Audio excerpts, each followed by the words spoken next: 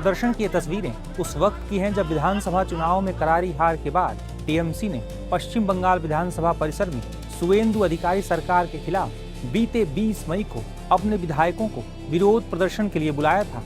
लेकिन 80 विधायकों में से करीब 3 दर्जन विधायक इस विरोध प्रदर्शन में शामिल होने पहुंचे ही नहीं, जिसके बाद बंगाल के सियासी गलियारों में टीएमसी में फूट और मनमुटाव की खबरें छाई हुई हैं। दरअसल पश्चिम बंगाल में बीजेपी की प्रचंड जीत और सुवेंदु अधिकारी के मुख्यमंत्री बनने के बाद नई सरकार यानी सुवेंदु सरकार ने कई ऐसे आदेश दिए हैं जिसकी चर्चा बंगाल ही नहीं बल्कि देश भर में हो रही है। बंगाल में अब अवैध अतिक्रमण के खिलाफ बुलडोजर गरजने लगा है। भारत बांग्लादेश बॉर्डर पर बाड़बंदी की तैयारियां शुरू हो गई हैं। अवैध बांग्लादेशी घुसपैठियों के खिलाफ सख्त एक्शन के निर्देश दिए गए हैं। इसके साथ ही लाउडस्पीकर जागरूकता अभियान चलाया जा रहा है। करप्शन के खिलाफ मामलों में तेजी से कार्रवाई के निर्देश दिए गए हैं। इसके अलावा भी कई आदेश मुख्यमंत्री सुवेंदु अधिकारी ने दिए हैं। इन्हीं में से कुछ फैसलों के खिलाफ टीएमसी विधायकों को धरना प्रदर्शन के लिए बुलाया गया था।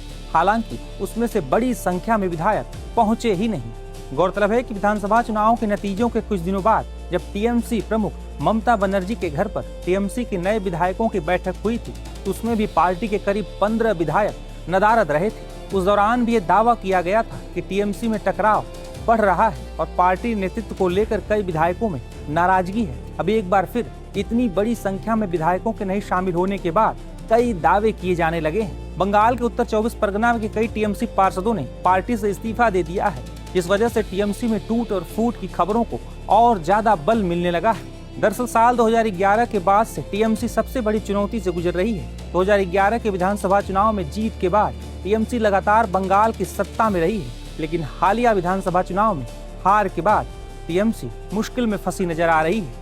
वैसे भी पश्चिम बंगाल की राजनीति का इतिहास रहा है कि जो सत्ता खोता है वो कमजोर होता चला जाता है। आजादी के कई विधानसभा चुनावों के बाद जब कांग्रेस वाम दलों से हारी तो फिर कभी उसका सियासी सूरज बंगाल की राजनीति में उगा नहीं। तो वहीं वाम दल जब 34 साल के शासन के बाद टीएमसी से परास्त हुए तो उनके लाल सलाम का शोर बंगाल में कम होता चला गया, यानी वाम दल भी बंगाल की राजनीति में हाशिए पर पहुंच गए। और अब 15 साल सत्ता में काबिज रहने के बाद ममता बनर्जी की टीएमसी सत्ता से बाहर हो चुकी है और अभी से पार्टी में नाराजगी और टूट की खबरें बंगाल से लेकर दिल्ली तक के सियासी गलियारों में छाई हुई हैं। बीजेपी से हार के बाद अब टीएमसी का पश्चिम बंगाल में सियासी सूरज उगेगा या डूबेगा, ये तो आने वाले वक्त में ही पता चलेगा। खबरों की रणभूमि में यहाँ शोर नहीं सोच लड़ती, जहां शब्द नहीं फैक्ट्स वार करते हैं और हर सवाल खोलता है सच की नई परत।